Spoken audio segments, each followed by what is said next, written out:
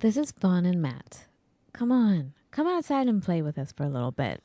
Sometimes the simplest things we forget how to do, or we think we've forgotten, but we're actually maybe doing them and feeling much better. Sometimes we're so busy and wrapped up in so many different emotions, and all the other things take over, and we don't notice, hey, I just had a good time. So we're going to play a little bit. And then we're going to learn to play a lot. And we're going to make life much, much better. Here we go.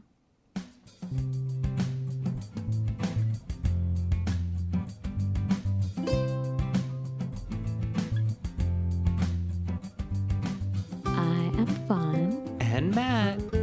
We're an interracial couple with 2 kids wanting to do something that highlights the power of friendship and what it means to be in the company of true friends. We're going to move our society away and out of the loneliness epidemic and into a friendlier, happier world. Welcome to our friendly world. Better, stronger, together. Welcome back to our friendly world, everybody. Hey, let's play.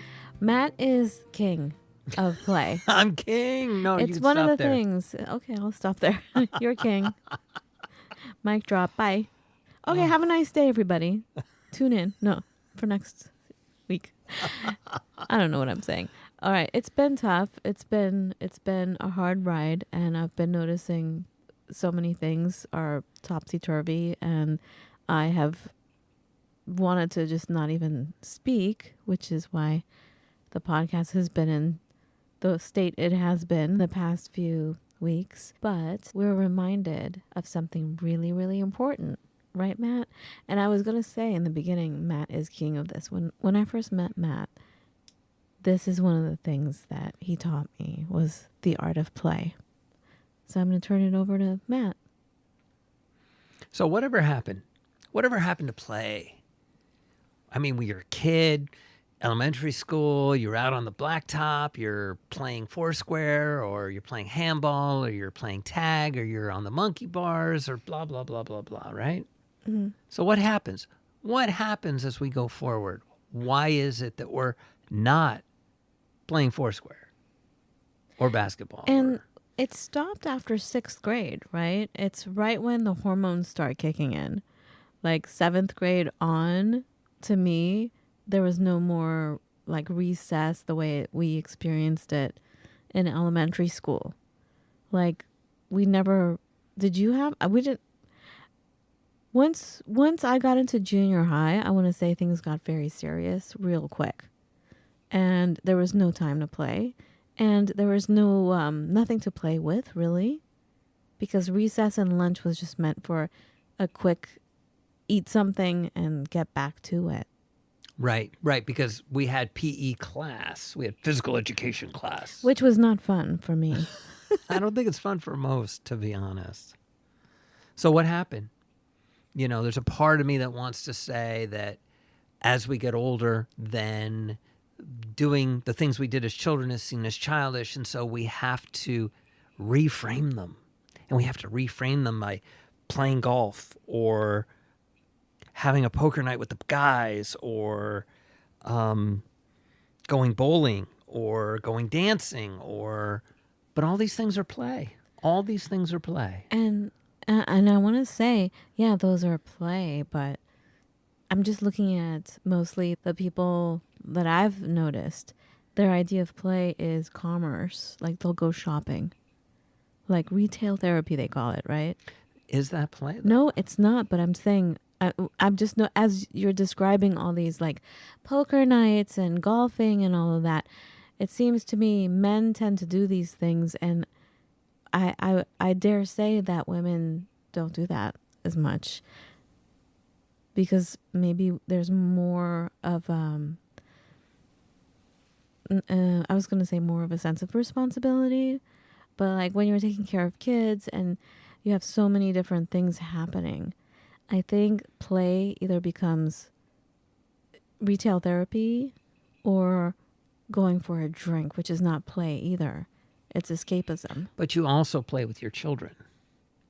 Yeah, but that's not necessarily like that counts. fun. It can be. I always had fun playing with the kids. As a mom, when I played with the kids, no. It was not that fun for me. No. It wasn't.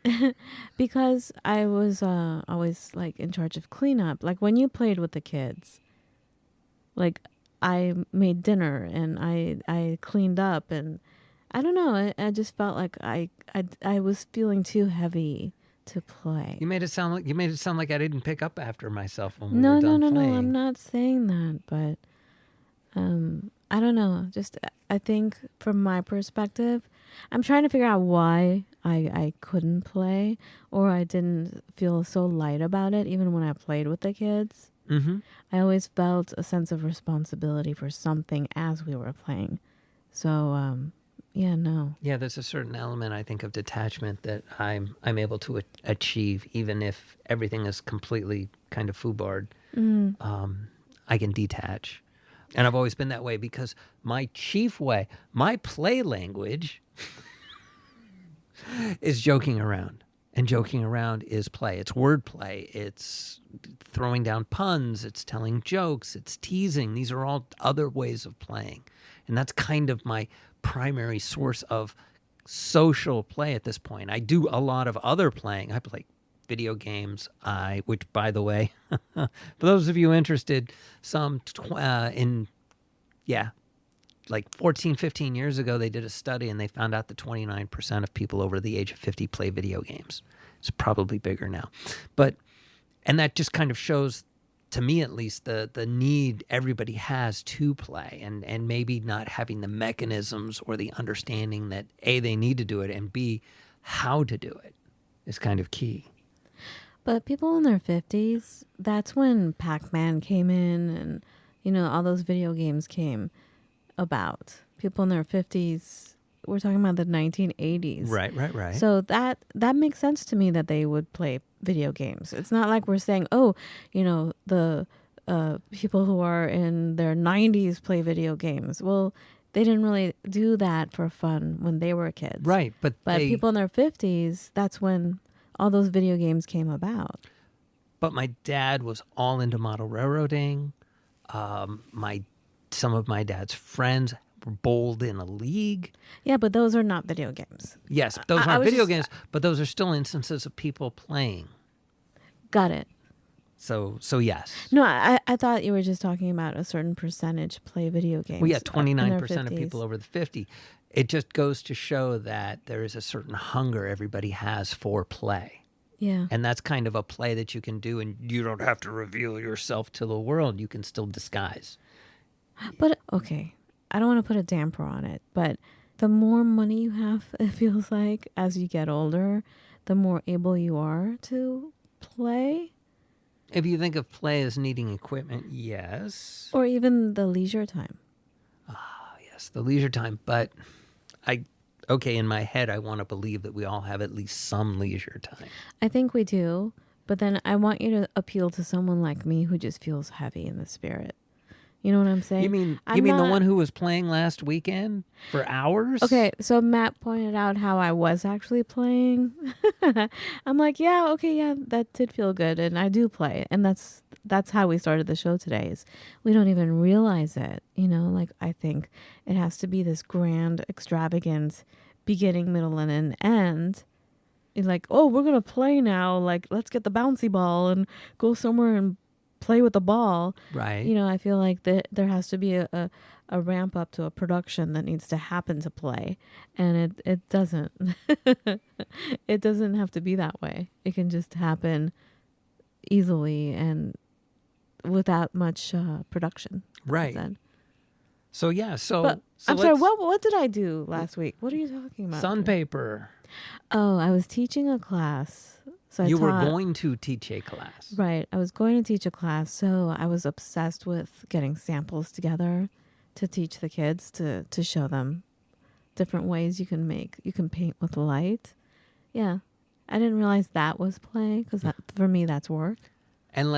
But you had fun doing it, right? Yeah, definitely. So it's a weird space, because computer programming is hyper serious. I play at it.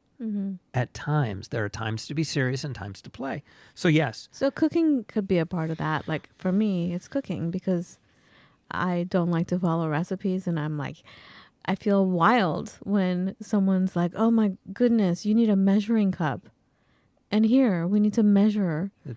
And I'm like, "No, let me just throw this handful and see things happen." well, yes, and that is a type of play. I would describe it as perhaps performance play, which are things like line dancing or masquerading, or we could talk cooking, we could talk painting, we could talk those kinds of creative, artistic kind of spaces too.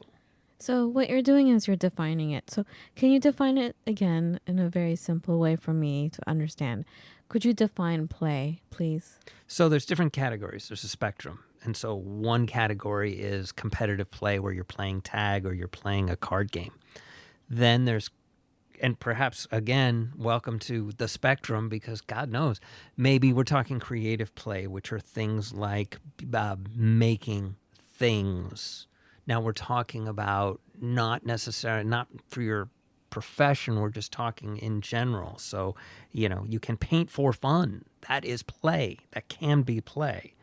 Doing things like building model airplanes, or, and the social aspect comes in. Like my dad loved playing with model trains, and then he joined a model railroad club and the whole bit, and became social. Then there's physical play. So I would argue when I go cycling, I'm going for fitness, I guess, but I would categorize spinning in the morning for a half an hour on the bike. That's strictly exercise. I cycle, I'll go for hours, and because I want to explore, because I want to breathe fresh air, because I like being out early in the morning, and that's fun. So there's physical play. So that's bicycles. That could be ATVs. That could be, riding motorcycles or snowmobiles. There's social play, which is probably verbal play, which is my primary social play, which is joking around with people, jokes and puns and teasing. It can be trivia. And then last but not least, there was the performance, which is kind of where I started, which was talking about dancing and things. So that's the spectrum. To me, that's the spectrum. And these are things that you can split the hair. Is it a hobby? Is it play? Is it for your work? These are things you enjoy. And when you add the social component to them, then they typically get even better. Thanks, honey.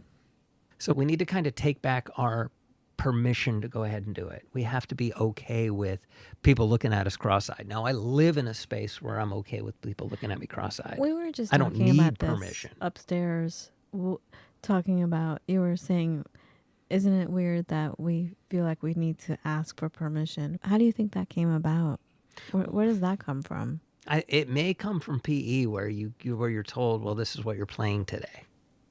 I think also there's a certain amount of guilt that if you're not working, that what are you doing? You're screwing around. You're wasting time. It's a big no-no in our culture.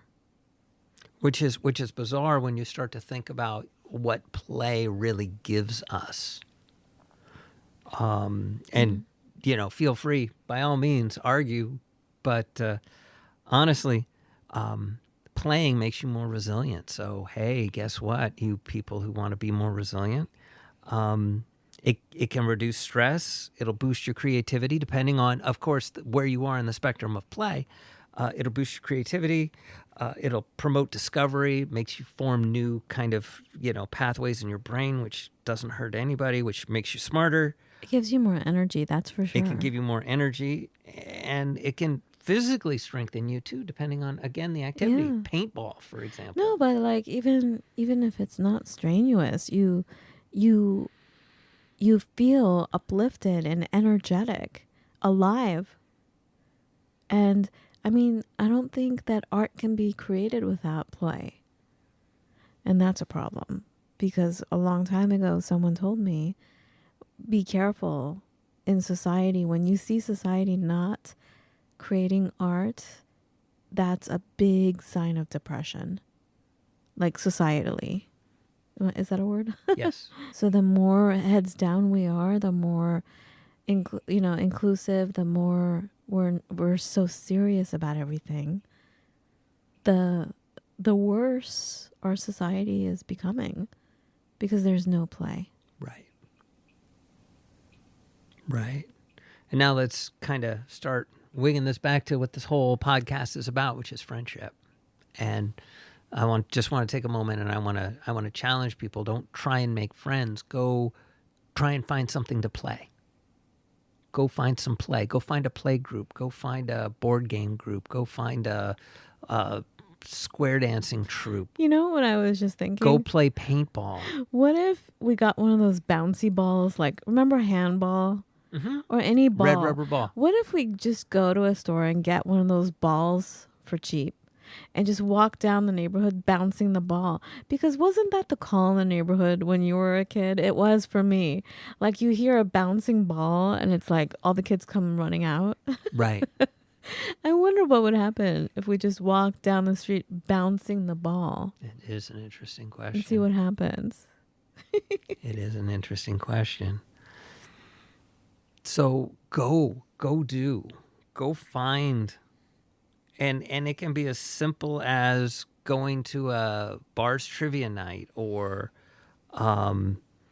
taking up kayaking, or, I met people cycling, for goodness sake, before you say it's too hard, you're playing, for goodness sake, or you're trying to play, and you're trying to hang around people who want to play too. And so what does that mean?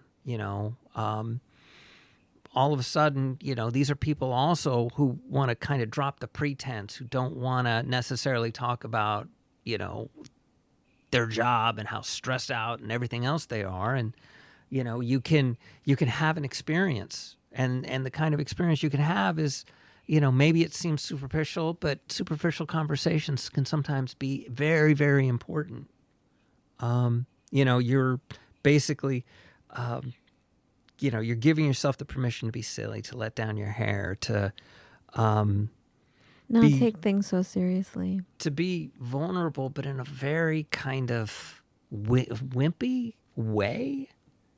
Because oh dear, like if you're playing pickleball, let's say, if you're playing pickleball and you suck, well, yeah, you're kind of making yourself vulnerable as far as somebody can laugh at you, but they're laughing at you because you're terrible at something that who cares about.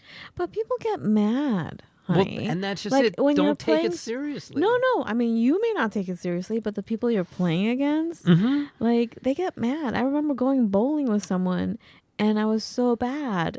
And instead of just laughing, going, ha, which I was trying to do, right, they were, like, pissed off because I wasn't bowling a good game and they were wasting their time. Oh. Do you know what I'm saying? Well, but that's just it. Play is meant to be low stakes, not don't serious. play with those kinds of people. Exactly. And then, you can discover, join a role-playing group, a role-playing game group. That's what I did when I was younger.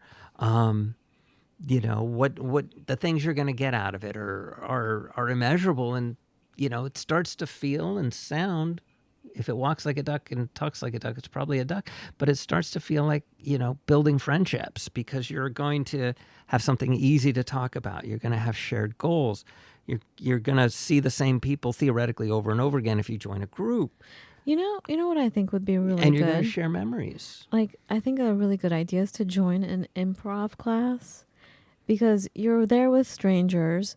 You are forced to interact, and you're forced to be creative with your back and forth with the way you have dialogue, right? Right. And you're supposed to be so off the cuff and so uninhibited that, that would be, I think that's a great way. That is a great to way. do play, and also to stretch yourself a little bit, and guaranteed, usually in those types of classes, you all end up going out for coffee or something afterwards. And there we have it, folks. That's how we met. That is a wonderful idea. But in Aikido. Right.